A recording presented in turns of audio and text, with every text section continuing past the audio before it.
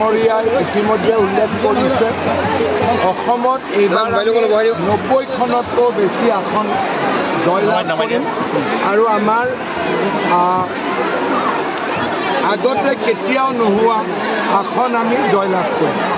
Sir দেখিছোঁ যে sir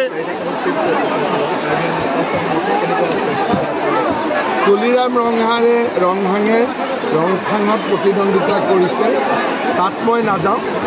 বাকী এতিয়া মই ডিফুত যাম, বকলীয়া, হাওৰাঘাট যাম, আমৰি যাম আৰু মই ভাবোঁ পাঁচটা চিটতে আমি জিকিম।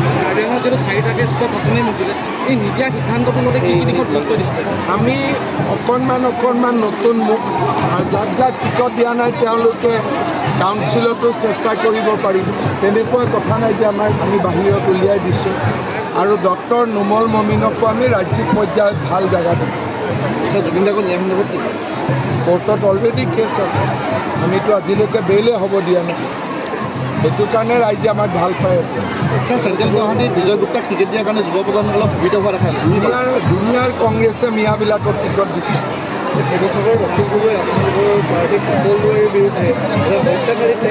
মইতো জানাত প্ৰণৱ বড়োৰ হত্যাকাৰী দিন দুপৰতে অখিল গগৈ,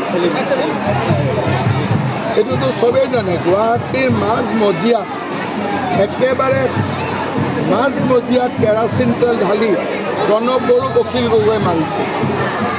গতিকে আগদিনাখন ৰাতিৰ পৰাই তেওঁক প্ৰস্তুত কৰাইছিল। গতিকে তেওঁ এতিয়া বেলেগৰ কথা কেনেকৈ ক'ব? আৰু কুশলদৈৰতো প্ৰথম ইলেকশ্যন উঠা নাই, ডিমৰ ৰাইজে তেওঁক দুবাৰকৈ বিধায়ক পাতিছে। তাৰমানে তেওঁলোকে ডিমৰ ৰাইজক অপমান কৰিছে নেকি? অখিল গগৈয়ে যে কৈ আছে কুশলদৈৰী বেয়া মানুহ, তাৰমানে ডিমৰ ৰাইজ বেয়া আছিল নেকি? ডিমৰ ৰাইজেতো তেওঁক দুবাৰ আগতে MLA পাতিছে, হয়নে নহয়? চাৰিগৰাকী যিগৰাকী বিধায়ক আছিলে তেওঁলোকৰ অভিজ্ঞতা এতিয়া দলে কেনেধৰণে ভাল কৰি ব্যৱহাৰ ছুপাৰ ফাষ্ট ইউজ কৰি। স্যাৰ ষ্টাৰ কেম্পেইনটো মোৰ লগত কামেই কৰি আছে। স্যাৰ দেখিছোঁ স্যাৰ কংগ্ৰেছৰ আজি ষ্টাৰ কেম্পেইনাৰ আহিছে, কিবা প্ৰভাৱ পেলাব পাৰিবনে? মল্লিকাৰ্জুন খাৰ্গে ডাঙৰ আহিব, ৰাহুল গান্ধী হাজৰিকাক ভাৰত ৰত্ন দিওঁতে যে বিৰোধিতা কৰিছিল আৰু অসমত ছেমি কণ্ডাক্টৰ আনোতে কোনে বিৰোধিতা কৰিছিলে? খাৰ্গে নহয় জানো? কংগ্ৰেছে নিজৰ মূৰৰ ওপৰত ষ্টাৰ কেম্পেইনাৰ হ'ব পাৰে নেকি?